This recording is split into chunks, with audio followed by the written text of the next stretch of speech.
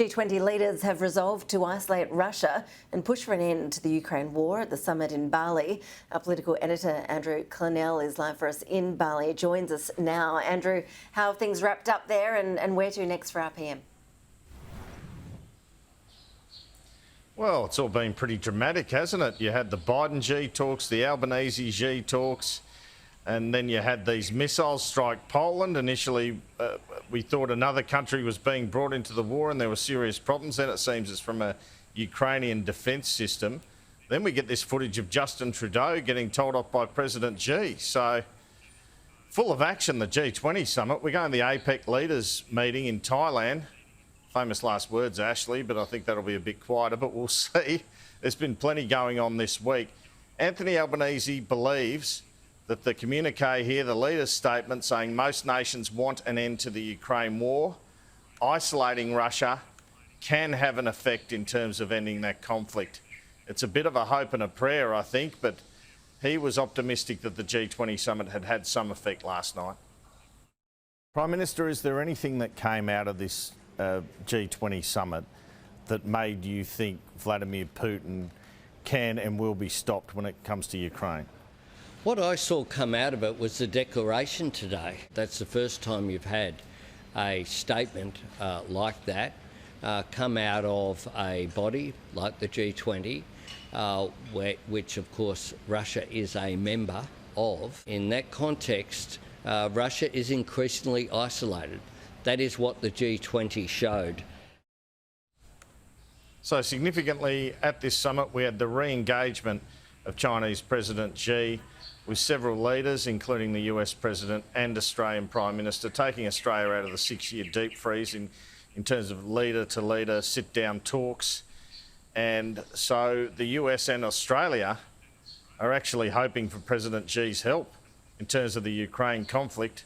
That in itself is a bit of a hope, isn't it? Albanese was asked about this last night. Will he, do you think, try to exercise some leverage with Vladimir Putin to at least talk about peace? Well, I used the opportunity of the bilateral with President Xi to encourage him to use his influence to promote peace and to pressure Russia into withdrawal from Ukraine. That's the solution here. Andrew, you mentioned that confrontation between the Canadian leader Justin Trudeau and China's president. Pretty extraordinary scenes. What's the backstory? What led to that?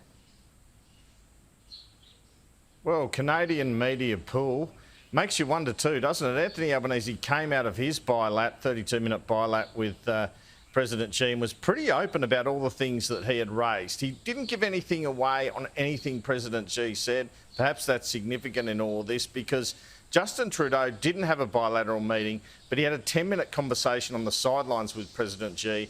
Obviously, his people gave it to the Canadian press, and this is what fired Xi Jinping up. He really kind of threatens Canadian Prime Minister Justin Trudeau here. It looks like kind of bullying behaviour, to be honest. And he's saying we won't continue to have a dialogue. There will be consequences if this were to occur again. So often these things, I'm sure, occur. They're not caught on camera. In this case it was, and it is a dramatic scene indeed. If there is sincerity on your part, free and open and frank dialogue, and that is what we will continue to have. We will continue to look to work constructively together, but there will be things we will disagree on, and we will have to. Let's create the conditions first. So at the G20 summit, which concluded last night, I guess we had Xi the diplomat with Albanese and Biden, then Xi the strongman with Justin Trudeau. It just shows those tensions are bubbling underneath the surface. Anthony Albanese might have had a successful bilateral meeting in putting some of Australia's points up.